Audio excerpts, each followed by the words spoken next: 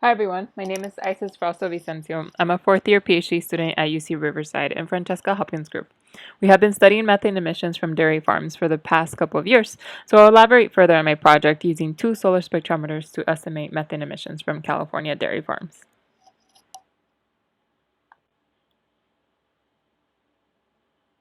To begin, let's talk about why we're interested in methane, and specifically in this region of California. Methane is a potent greenhouse gas and is much more powerful than CO2, with a global warming potential of 86 over a 20-year timescale to be specific. This means methane absorbs thermal infrared radiation more effectively than CO2. Its strong global warming potential has become a concern as global methane levels have risen sharply since the pre-industrial era due to the imbalance between sources and sinks. The top plot on the right shows the steep increase of methane and other gases since 1750, where levels for methane have increased from 722 parts per billion to 1,850 parts per billion, which is the current global average. Its relatively short atmospheric lifetime, combined with its strong global warming potential, makes it an ideal target to mitigate the climate crisis and meet California's climate targets. Thus, quantifying and reducing methane is important for climate and health benefits. In this slide, we have the gridded EPA inventory from 2012. Several hotspots across the U.S. stand out. Among these are the oil and gas fields of Texas, coal mining sites over the Appalachia, and livestock farming areas in the San Joaquin Valley of California, marked by this black square.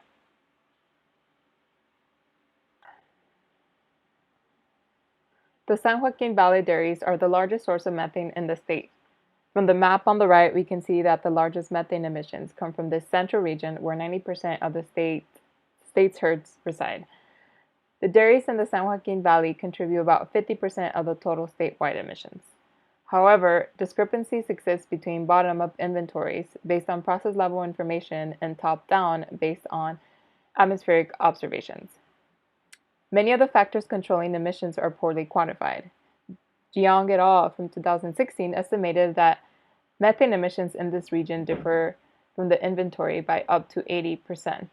Therefore, improved flux estimates at the local scale are needed to resolve discrepancies between bottom-up and top-down approaches. Methane fluxes can be calculated with in-situ observations that measure close to the source. Typically, these measurements are hard to model since they are influenced by nearby sources. Remote sensing instruments are also used, such as satellites, towers, aircraft, and ground-based column measurements. It's difficult to model small-scale methane fluxes with satellites since they have a large footprint. While towers and aircraft methane calculations are sensitive to the planetary boundary layer dynamics, contributing to uncertainty in the calculations. In this study, we deploy EM27 solar spectrometers to measure atmospheric columns. Column measurements have the advantage of being less sensitive to the planetary boundary layer, as a column of air is integrated from the surface to the top of the atmosphere and are also less influenced by nearby point sources that would concentrate near the surface. The scale of these measurements are compatible with atmospheric models and can be used in inverse modeling to calculate fluxes. The EM27 Sun is a solar viewing Fourier-transform spectrometer that retrieves column average dry air mole fractions of methane, carbon dioxide, and carbon monoxide. The mole fraction of the gases is retrieved from measured interferograms processed by the I2S and GFIT retrieval algorithms. The instrument has a built-in solar tracker and adjusts its mirrors throughout the day depending on the position of the sun.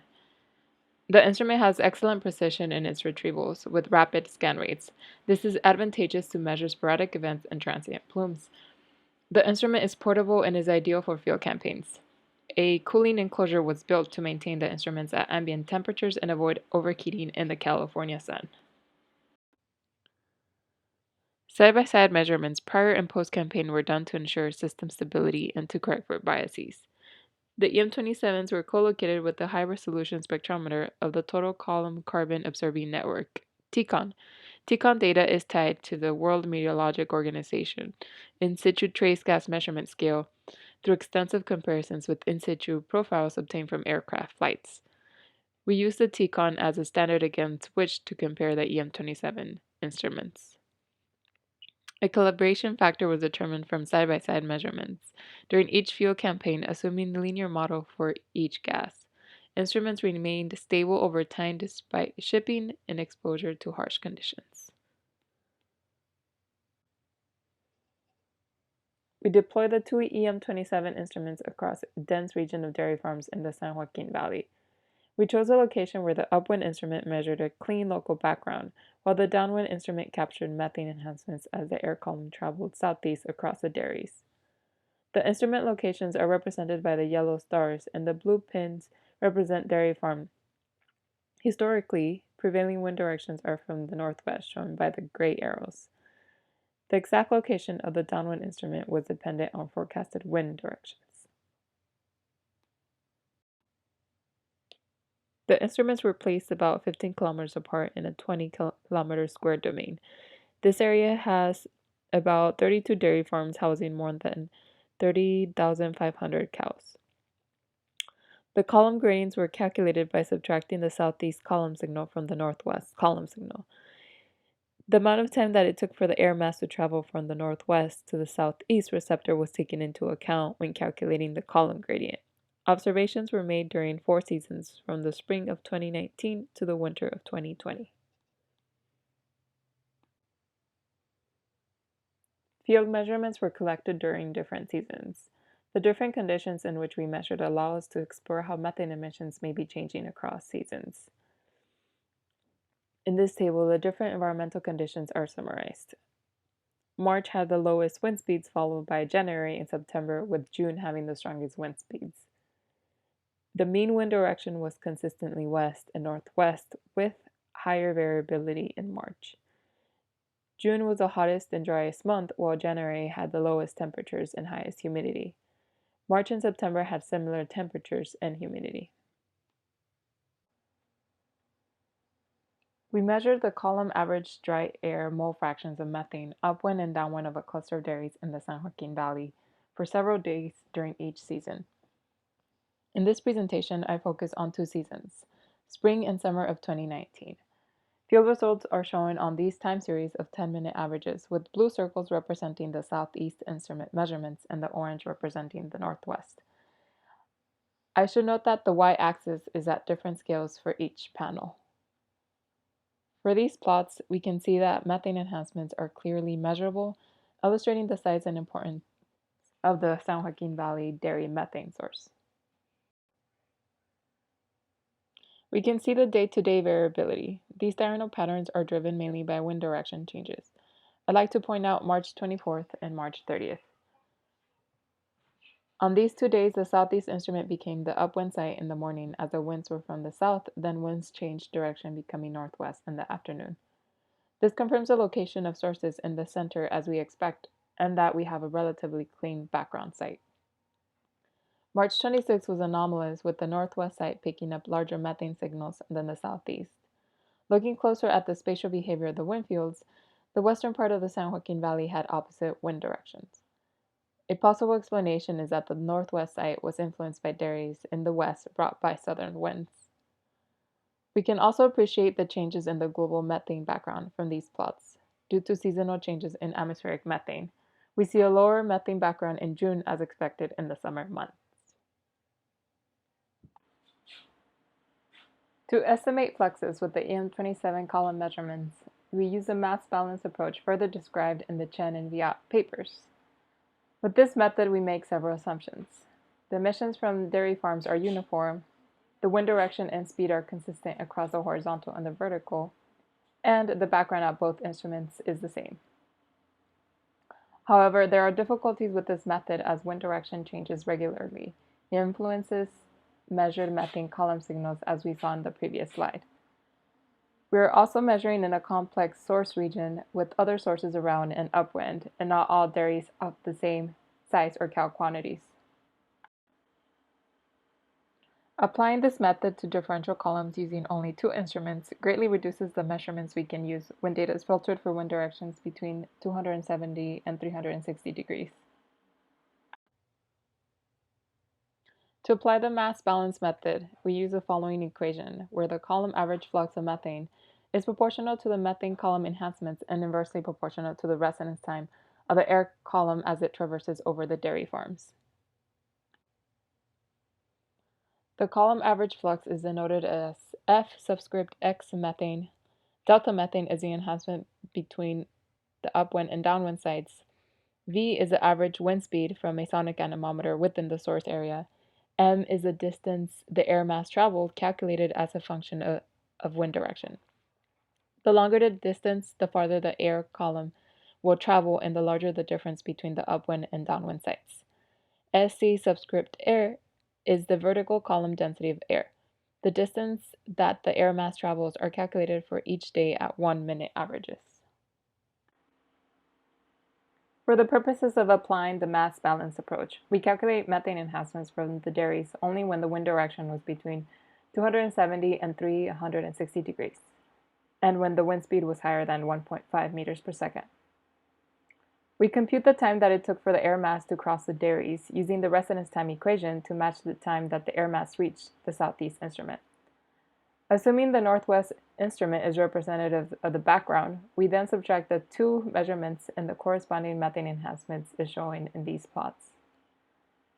There are instances where the methane gradients are negative, like on June 24th. This highlights the weaknesses of this method with the assumption of homogeneous wind fields across space. To get an idea how the winds varied in space, we plot the wind directions from the nearest 3 airports to our field site. Hanford Airport is about 20 kilometers east, Fresno Airport is about 40 kilometers north of the northwest site, the Visalia Airport is 5 kilometers south of the southeast site, and the primary dairy measurement is within the dairy cluster we are measuring. From this bottom plot, we see that June 26th and June 27th wind directions measured at these 4 sites agree closely, giving us confidence in using the mass balance approach on these dates. However, we calculate emissions for all days to see where this approach breaks down. The equation in slide 14 can be rearranged and rewritten as the measured gradients of methane is proportional to the flux of methane and the residence time. The measured column gradients are plotted as a function of residence time so that the slope corresponds to a flux in parts per billion per second. We convert the column fluxes to parts per trillion and summarize them in the table below. As we suspected for June 26th and 27th, the mass balance approach works well when ideal conditions are met. The area of the column flux is smallest on 3 days, while 2 days the area has the same magnitude as the estimate. These are grayed out. The 3 dates highlighted in blue agree reasonably well with each other. To compare these fluxes with the bottom-up inventory, we scale the facility-level dairy inventory to a column flux and include other sources in the area. Our estimates from the mass balance approach are a few parts per trillion per second higher than the bottom-up inventory. This gives us confidence in the approach for these 3 days. We do the same analysis with the March methane column gradients by filtering measurements collected when the wind direction was between 270 and 360 degrees, and when the wind speeds were higher than 1.5 meters per second. You can see that we lose data almost entirely on March 24th. We now look at the spatial wind conditions to get an idea how the winds varied in space. We plot the wind directions from the nearby airports. Only 2 days the wind direction agreed well with each other. The rest of the days there is almost a 180-degree difference between the airports, showing non-homogeneous wind conditions. Although the wind directions became northwesterly on the afternoon of the 24th, the wind speeds were very low and most of the data was filtered. We don't apply the mass balance method to this day. We also don't apply it to the 26th, where the primary dairy measurements varied significantly from the nearest airport in Visalia. As we suspected, most days in March aren't usable with this method. The good news is that this column flux estimate for March 30th is comparable to the estimates from June. Ideally, we'd like to have more dates to work with to explore the variability across seasons. We compare our estimate to the bottom-up inventory of the area. Like June, our estimates from the mass balance approach are a few parts per trillion per second higher than the bottom-up inventory.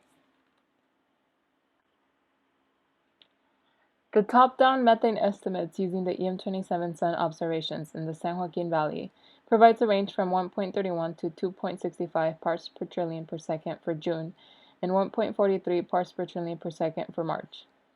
Estimates exceed the bottom-up inventory that ranges from 0.85 to 1.21 parts per trillion per second.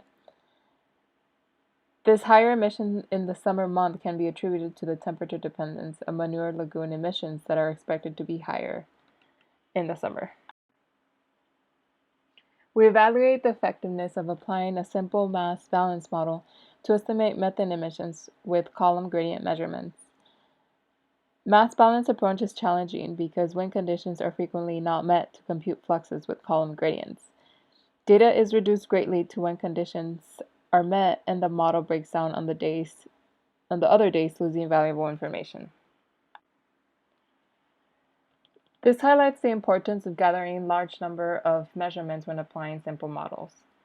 Top-down methods need to be carefully assessed when exploring discrepancies in emission estimates to compare against bottom-up inventories. For future work, we plan to use the atmospheric transport model, warp-stilt, to estimate methane emissions with a facility-level emissions prior. Warp-stilt is able to simulate turbulence and capture transport at the subgrid scale. It calculates the footprint of where the instrument is sensitive to. A warp-stilt footprint is pictured on the right, showing the upstream influence. This can be used to infer surface fluxes informed by emissions prior. The following step would be to perform an inverse optimization to calculate a scaling factor for the emissions prior. Lastly, I would like to thank all my lab mates and everyone who made possible the collection of these measurements, as well as the funding source from the University of California Office of the President and the NSF Graduate Research Fellowship Program. Thank you so much for listening.